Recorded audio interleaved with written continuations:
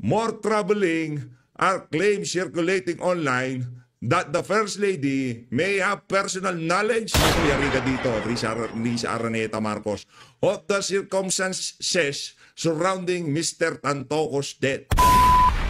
Kumpirmado, naduwag ho ang Malacanang ngayong araw na ito. Ginabi na ho tayo sa kakahintay sa press call nitong si Auntie Claire dyan sa Malacanang. Pero mapahanggang ngayong oras na to, wala pa rin hong ilinalabas na pahayag ang Malacanang kaugnay doon sa ilinabas na resulta ng Estados Unidos. Kung ano nga ba ang naging dahilan ng pagkakagurgur nitong si Paulo Tantoco dyan sa Estados Unidos. Pero bago walat nang yan mga kababayan, isang like at isang subscribe. Masaya na ho tayo dyan sa mga gusto sumali sa ating community. Yung join button, nandyan lang ho sa baba. Pero siyempre, hindi ho natin palalampasin yung issue na yan. Hindi ho maaari na hindi ho natin mapag-usapan yung issue na yan. Dahil pinipilit ho nilang tabunan yan. Mantakin nyo, Lunes na Lunes, talagang itong si alias Totoy, automatic nag-press con ho. Para saan? Para matakpan yung issue nitong si Paulo Tantoco. Dagdagan nyo pa yung mga buto-buto. Yung mga buto-buto dyan sa dyan sa Taal Lake. I-dump nyo dyan, sako-sako, truck-truck, tunito nila, dalagay nyo dyan. Yun lamang ang magiging paraan para mapagtakpan itong issue nitong si Paulo Tantoco at kung anong meron nga bang kinalaman si Kokak dyan sa pagkakagurgur na yan nitong si Paulo Tantoco. Marami pa rin nung katanungan na hindi pa rin nabibigyan ng kasagutan ngayong mga panahon na to. Totoo nga bang na-detain sa Estados Unidos itong si Kokak? Di ba? Ano ba ang pananagutan nung mga kumaladkad sa kanya na kumakaladkad dito kay Paulo Tantoco diyan sa Estados Unidos, diyan sa pagkakagurgur niya na yan, diyan sa kanyang accidental overdose kung tawagin. Ito na ho mga kababayan, rekta ho tayo dito kay Ma'am Alona Villamin. Ma'am Alona Villamin, mega love shoutout. Kahit si Ma'am Alona sikat yan Kumbaga, pinapalaw natin yan. Malupit bumalagbag yan. Pagka usaping Marcos, talaga namang bumuboltyak ng malupitan yan. Di ba? Kaya nagtataka ho tayo mga kababayan. Bakit kaya hindi napatawag sa yan? Sa Tricom, di ba? Dapat ipatawag din niya siya. De, joke lang mama. Ikaw talagang lang siya, yung kakagising live kagad. Yan ang gusto ko. At dito rin ho pala sa video na to, pag-uusapan ho natin itong si Joel Chua. Ito yung naging live ng House of Representative kanina umaga. Umpisahan muna natin dito kay Ma'am Alona Villamin. Game! Hello, shout out! Okay. Hello, shout out sa ating mga kadidias all over the world. Hindi ako masyadong nagla-live dito sa Hindi ako masyadong nagla-live dito sa Facebook dahil usually, most of the time, nasa YouTube or TikTok ako. Anyway, so hindi lang ako makatulog ng bongga because of lumabas ng finally lumabas na publicly yung report ng Amerika regarding dito sa nangyari kay Paulo Tantoco. Question here is, sino ba? Okay? Sino ba ang dapat managot sa nangyari sa kanya? Okay? Paano ba mabibigyan ng hustisya itong nangyari kay Paulo Tantoco na by the way, wag nating kakalimutan, si Paulo Tantoco ay anak ng may-ari ng Rustans. Meaning to say, may sinabi rin ang pamilya ng mga Tantoco. Diba? Sino kaya sino kayang mananagot sa nangyari dyan? Nakakalungkot lang. Remember nung inuwi yung mga labi ni Paulo Tantoco, nung nagkaroon siya ng wake sa Pilipinas, wala tayong nakitang, I do not know, correct if I am wrong, pero wala tayong nabalitaan na nagpunta kahit sino sa member of the family ng mga Marcos. Which is, alam naman natin lahat na kung sino mang nakakaalam ng tunay na nangyari kay Paulo Tantoco, dapat kayo yun. At least, well, maybe partly because of the fear na naging cause of death nga ni Paulo is paggamit ng kokina. yung kahit publicly, hindi pa natin talaga ganun kaalam because wala pa namang nilalabas na report ng Amerika regarding dito, no? Pero alam naman nila sa isa't isa kung ano naging dahilan ng pagkakawala, okay, ng pagkakategi nitong si Paulo Tantoco. Maybe partly, meron na ring fear na kung pupunta ang any member of the Marcoses, syempre baka magkapahiyaan lang because alam naman na drogation ang pinagmula ng naging problemang ito. Grabe. Sino kaya mananagot dyan? Ito, asan na ba yan? Hala, nawala si Nako, teka lang, ano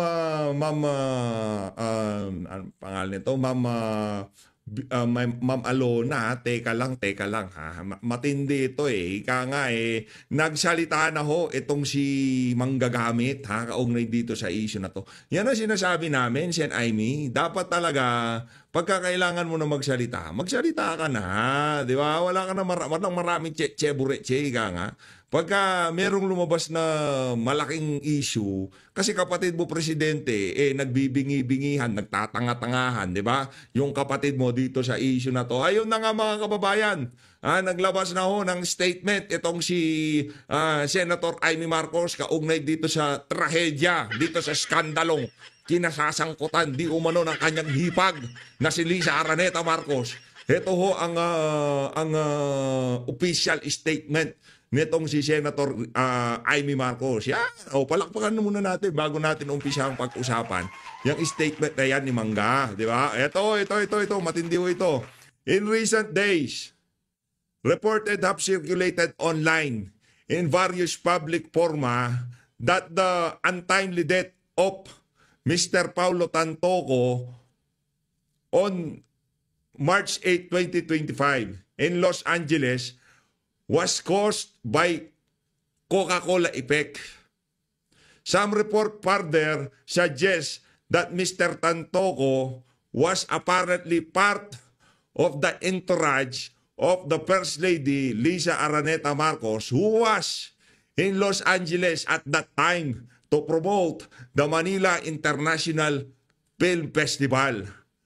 More troubling are claims circulating online that the First Lady may have personal knowledge, naku, yari ka dito, Lisa Araneta Marcos, of the circumstances surrounding Mr. Tantoco's death, with some alleging that she was present at the scene either shortly before, during, or immediately after the incidents. Nako, yari ka dyan, Risa. Yan nga. Kung last week, puro Risa tayo, this week, puro Lisa tayo. Magpinsan yan dalawa na yan di ba? Ano yan yan dalawang, na yan, si Risa at si Lisa, magkarugtong ang pusod ng dalawa na yan, mga kababayan. Tuloy natin. Given the gravity of the allegation and the matters, undeniable public interest, I urge Malacanang to issue a comprehensive report on the circumstances of Mr. Tantoco's death, including any involvement, direct or indirect, of the First Lady or the Philippine government official. Naku, yari tayo dyan. Senator Chi, Senator Jinggoy, magsalita na kayo ha. I also call for the clarification of the First Lady's whereabouts at the relevant time, as may be reflected in the official records, such as medical examiner report, to dispel further speculation. Yan, mga ganyan dapat mga tirada natin. Dapat dagdagan mo. Magsasagawa, mahirap English At kasunod nitong pangyayari na to, magsasagawa kami ng investigasyon sa Senado. Nako, saya-saya ng pamilya nitong si Tantoco dyan sa ano na yan, kung sakaling magkaroon ng hearing, kasi malalaman nila kung sino yung mga kasama niyang nagsubsub sa kanya sa polburon. Accidental daw yan. Pagka ganyan ang mga tirada mo, Senator Amy, kailangan kang palakpakan. Para sa mga nagmamahal kay Amy dyan, pinapalakpakan ko yung mahal nyo. Pagka tumira ng ganyan, pagka hindi ka nga makakatulong sa ating pinaglalaban, pwede na yan. Pero hindi pa rin natin siya iboboto kahit na anong pwesto. Trabaho niya yan bilang senador at kapatid ng mga inaakusahan, sister-in-law nga kung tawagin, yung kapatid niya yan. Inaakusahan na involved dyan sa pagkakagurgur na yan nitong si Paulo Tantoco. Okay? O, tanggalin na ho natin to niyan. O, rekta na ho tayo dito kay Ma'am Alona. Nawala si Ma'am Alona Lisa Arrancada. Marcos. May papakita ko sa inyo, ha? Oo. Kung gaano kakapalang mga muka. Okay? Saan ba yan? Show to mate. Kung gaano kakapalang mga muka Nako, gaano nga ba na kakapal? mawalang hiyang ito. Nako po. Nako po. Asa ba? Napanood nyo ba siya, no? Napanood nyo, ito panoorin nyo ito saglit, ha? Nakakaloka. Tingnan.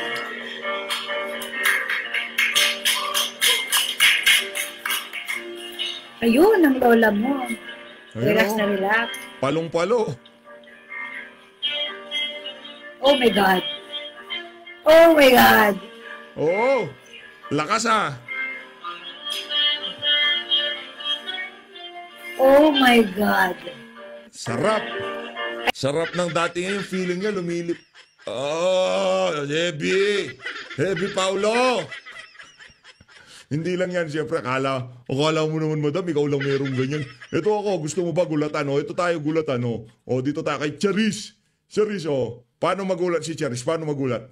Oh, paano magulat si Charis? Paano magulat? Oh, heavy, pare, heavy.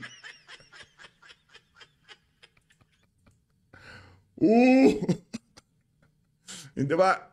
Like mother, like son. Ganyan lang yan eh. Oh. Tuloy mo, madam. Ay, si Garcia, oh. Ano ako na. Diba? Yeah, you know what? You know what? Kasi, ano kasi to, no? Although alam naman natin na mayaman sila. Okay? Alam naman natin yun. Kaya lang, parte ka ng gobyerno ngayon. Asawa mo nga presidente. Diba? At least maging sensitive naman sana kayo, lalo ikaw, asawa ka ng Pangulo. At least maging sensitive ka. Alam naman natin kung gaano kataas ang bilang ng kahirapan at kagutuman sa bansa. Diba? Although hindi ko naman sinasabi na magpakagutom ka din. But at least, diba, maging sensitive ka. Hindi ko alam kasi sorry, kasi di ba, nung nakarang administrasyon, hindi naman natin nakitaan ang pamilya Duterte na ganyan sila ka-cool o ganyan sila kabongga or di ba, yung mga pa-concert na yan, hindi naman natin nakitaan ng mga Duterte ng ganyang bagay nung panahon nila. Even nung panahon ni Pinoy, parang wala man akong makita masyadong ganyan nung panahon niya. Itong administrasyon na ito, sobra, mga elitista, syempre, kaya lang alam mo yun, kung hindi mo kayang maging simple, at least hindi nyo na sana binabahagi sa public yung mga ganyang kabonggahan na pinagagagawa mo. You know what I mean? Correct. Tapos ngayon, ito na. Yan yung nangyari kay Paulo Tantoco, balik lang tayo doon, ano? Sino ang mananagot? Balik tayo, ma'am. Sino ba ang kasama ni Liza Marcos, okay, sa Amerika? Akala siguro nitong si Anticlet porket hindi sila nag-presscon total media blackout din tayo sa PH date. No. Hindi mangyayari yan, madam. Not in my watch. Amerika, nung nangyari yan. Lahat ba sila merong pananagutan? Pare-pareho ba sila ng pantay na pananagutan dyan? Or dahil si Liza ay asawa ng Pangulo, baka mas mataas siya, I do not know. But palagi ko hindi naman ganun, no? Tinanong ko lang, kinakataka ko lang, paano sila nagkaroon ng drogation? Saan galing yung kukina nila? Yung kasi yun talagang kinakataka ko eh. Saan galing yung kukina nila? May nagsusupply ba ka sa kanila sa US? Or bit-bit ba nila yan? Papunta pa lang doon? Diba? Kasi kung naalala nyo, yung report na nilabas nung una, okay, ni Dean Chase ba yun? Yung nasa Amerika na nag-expose ng bagay na yan. According do sa report na inilabas ng sa US according doon, is, nung nung inimbestigahan yung kwarto, actually 7 hours 7 hours ng unalive. Itong si Tantoco, nung Grabe. tumawag sila sa... Naku, matigas na. Matigas na ho. Matigas na ang mga buto-buto. Kung 7 hours ng nagurgor yang si Tantoco, noong tumawag sila ng otoridad o nung medic, ika nga, wala na ho. Talagang di na maano yan. Ika nga, ano na siya malayo na yung ano niya, hindi na mahihila yan, hindi na marirevive yan, di ba? Mga walang puso talaga. Dapat kung tipong di ba nga heart, ano yan, na sabi ni doktor, yung epekto ng Coca-Cola na yan, papi, yung puso mo, magkakaroon ka ng abnormal, na heartbeat. Kumbaga yung rhythm yan, kasi may rhythm yan yung kung gaano kabilis yan, yung, di ba, maguguluhin yan ng Coca-Cola. Hanggang magkakaroon ka na ng hindi na balance yung tibok ng puso mo. Bibilis siya, parang parang tambol. Tapos biglang babagal. Yun na, mayayari ka na doon. Pagka bumilis na, puputok na yung mga utak mo sa mga ugat mo sa utak, puputok na yung mga utak mo sa utak. Yung mga ugat-ugat mo sa katawan, puputok siyempre. Hindi nila kaya yung pressure kumbaga na-i-stress yan pagka pumutok na yan, wala na, yari ka dyan. Pagka naputokan ka ng ugat sa utak. Reception para humingi ng tulong.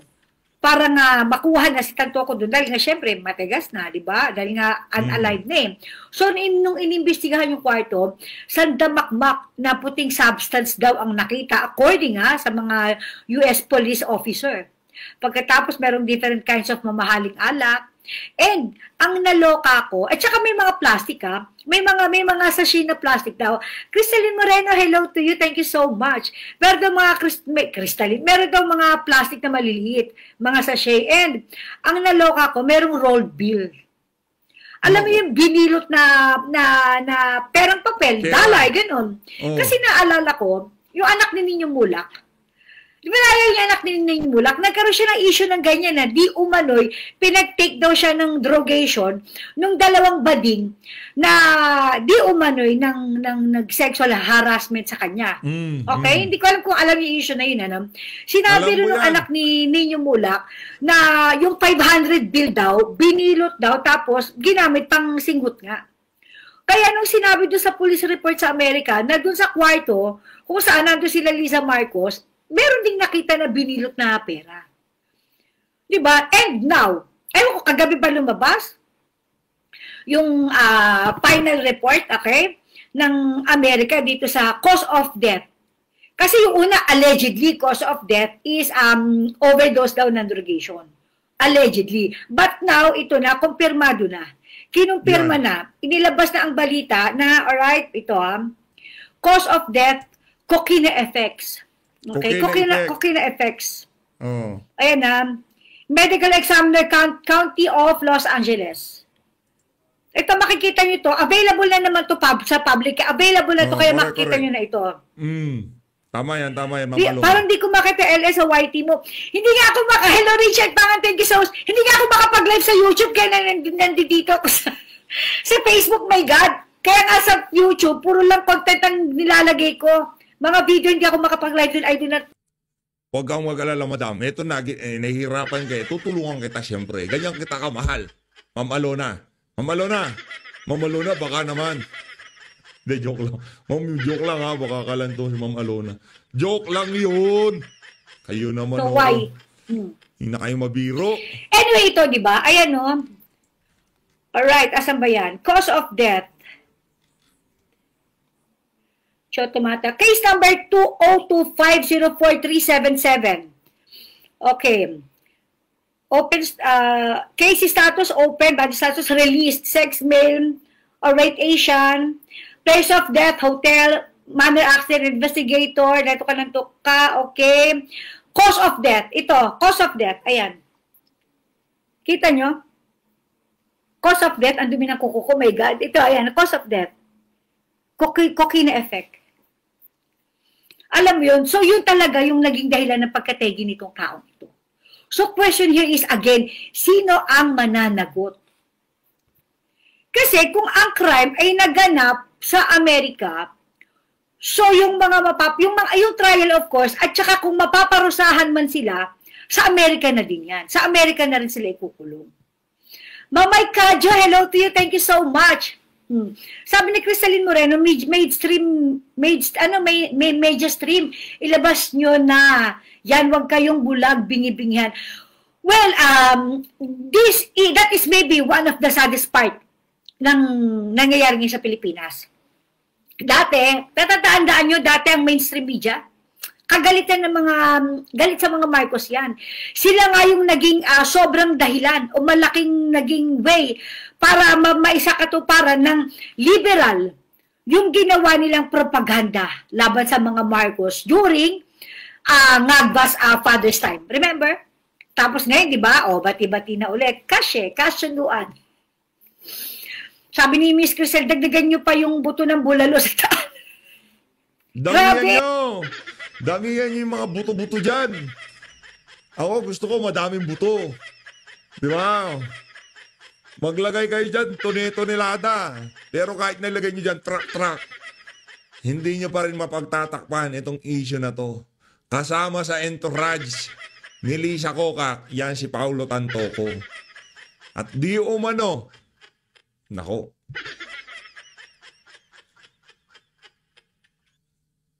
Dapat talaga magpaliwanag ang Malacanang. Baka kung ano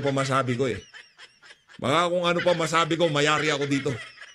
Hintayin na lang natin itong si Auntie Claire. Pero bukas, wag ko kayong mag-alala mga kababayan. Kung sakali mang hindi mag-press con ulit bukas si Auntie Claire, alam nyo na ibig sabihin niyan. Ika nga. Mapunta na tayo dito kay Joel Chua. Itong itong si Totoy Bibo, ano na yan, sa susunod na. Walang kwenta yan. Di ba? Walang kwenta yan. Dito lang tayo. Ilagay ko lang dito ang pagmumukha nitong si Charis. Teka lang. Charis. Lakas ng tama ni Charis, oh. Oo, sige, ayaw niya lakas ng tama. Lakas ng mali mo. Lakas ng mali. Ang lakas ng mali mo, Brad. Mali yan. Huwag kang titigil na masama. Ang lakas ng mali mo. Oh, eto na. Kay kay Joel Chua. Let's begin with Rosalie Cas from UNTV. Good morning po, Kongs. Tanong lang po namin kung meron po ba kayong worry dun po sa directive ng Supreme Court given that one of the incoming House prosecutors, si Representative Leila De Lima, nagpahayag ng concern over the directive of the SC? No. Well, unang-una, ako po ay Naku, nawala. Teka lang ho, Loy. maliwanag naman po yung hinihingi ng Supreme Court. Ito po ay parte ng pagresolba sa issue po na ibinato po sa kanila. At ito po mga hinihingi naman po ay maiko-comply naman po namin sa House. Hindi lamang po ang House, pati po ang Senado ay hinihingi rin po ng compliance. At makakaasa po kayo na hindi ito makakaapekto sa kung ano man po ang nakabinbin na impeachment complaint dito. Ngayon, maaari pong magtatanong ng iba kung aantayin pa po ba. Wala pong dahilan para antayin ng Senado kung ano po ang magiging desisyon ng Korte Suprema. Dahil wala naman pong TRO na nilalabas. So sa ngayon, dapat po mag-proceed pa rin po ang trial hanggat hindi po ito pinapahinto ng Korte Suprema. Yung, tuloy lang. Siyempre, naunawaan po natin yung concern ni... Naku, sino to? Sino tong kapachigchig na to? Brad, hindi kita kilala. Hindi ka namin kilala dito sa PH Update. Sino ka ba? Ikaw ba yung panibagong tataba? Mataba ka na, tataba ka pa. Congresswoman Leila De Lima, particularly dun sa question po ng judicial overreach. No? I think yan po yung particular po na concern niya. Pero kailangan din natin maglinaw na siyempre may bahagi doon po sa impeachment proceedings na pinapayagan po yung Korte Suprema, particularly sa ilalim po ng Francisco at saka Gutierrez, yung pong pag-determine on whether or not nga na ito pong one-year bar rule ay nasunod po ng Kongreso. So, ginagalang po natin yon. At again, hindi po ito pwedeng gamitin ng Senate Impeachment Court, no, na dahilan para hindi po magtuloy again, doon sa kanila pong constitutional mandate to try and decide the impeachment case of Vice President Sara Duterte. Katulad po ng binanggit niya, Congressman Joel, wala akong temporary restraining order na binigay po ang Korte Suprema. So, ibig sabihin, we will proceed with the Supreme Court deliberations, but again, the Senate should still proceed in the soonest time with the trial of Vice President Sara Duterte. Follow-up lang po dun. So, hindi po kayo nag-share or nag-agree dun sa concern ni Congresswoman De Lima na walang tila sumobra yung pakikialam ng Supreme Court dun sa order mostly sa House of Representatives in relation with the impeachment case? Well, sa akin po kasi personally, masasabi ko lamang dito ay parang ang hinihingi po kasi ng Supreme Court sa House of Representatives ay yung mga naganap. Halimbawa po, yung mga dates, kung kailan po na i-submit o yung pagkakaugma-ugma ng mga pagkakataon. Ito po ay magiging base rin, siyempre, sa kanila magiging desisyon. Kaya mahalaga po na kami po ay makapag-comply. Insofar as the impeachment complaint naman ay ako po naniniwala na hindi naman po ito makakaapekto. Well, again, the particular question po kasi in the Supreme Court ay Brad, hindi ko sanay sa pagmumukha mo. Sino ka ba? Ba't bigla ka lumitaw sa eksena? Sanay akong kasama niyan, yung mga yung mga nag-EFs, nagkukups diyan sa ang tanong, ano ka na ba? Ika nga nila, desidido ka na. Hindi na magbabago ang decision mo diyan sa kabalbala na gagawin mo na yan. particularly under Francisco, ay nagkaroon ba ng filing? Una, that is the first requirement. And secondly, nagkaroon po ba ng referral to the House Committee on Justice? No? So, relevant po ito doon sa unang tatlo. So basically, the question for the Supreme Court is, and of course, to the House is, may referral bang nangyari o wala? So basically, kung wala, the one-year ban rule does not arise. No? So, itatabi po talaga yun. Pero, secondly, on the fourth impeachment complaint, nagkaroon ba ng filing na at least one-third ng mga miyembro po ng Kamara sa House Secretary General para magkaroon po ng direct transmittal to the Senate? Nangyari po yun noong Pebrero. 215 congressmen made it so. No? So, basically, yun yung particularly reckoning impeachment complaint for the one-year bar rule to actually arise. Last on my part na lang po. Kung kayo po, Kongs, ang tatanungin, would you want the Supreme Court to act on the petitions filed against the impeachment case of Vice President Sara Duterte even before the trial begins? Gusto niyo po ba na umaksyon na yung Korte Suprema sa petitions filed against the Vice President impeachment case even before the trial begins? Well, mas maganda para at least ma-resolve na itong issue sa one-year bar rule para at least matanggal na po sa So, ngayon, tanggap nyo na. Ngayon, ina-admit nyo na talagang meron tayong issue dyan sa one-year, one-year bar rule. Di ba? In-acknowledge nyo na meron talagang problema. So, hayaan natin ang Korte Suprema. Pagka sinabi ng Korte Suprema, nag-ruling na, naku, may linabag kayo, paano ba yan?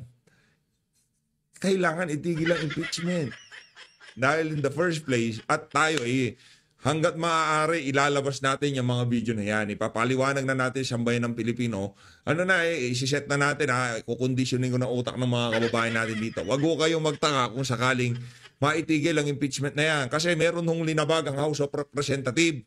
Sinabi ko kasi sa rules ng impeachment, karaka-raka, pagkatanggap nila ng impeachment complaint, yung verified o pagkatanggap ni SecGen, bigay kay Tamba. Hindi nila ginawa yung karaka-raka. Hindi forfeit na ginamit na salita doon. Yung forfeit, ano pa yun di ba? Forfeit. Pinagtalunan ng forfeit. Ilang buwan, forfeit. Anak ng tokwa, yung immediately pala, hindi natin. Nakaligtaan natin yung immediately na sinabi ng rules. pinapagawa ng rules dito sa mga congressman na to? Isip at hindi na po magamit itong issue na to para maantala ang impeachment complaint.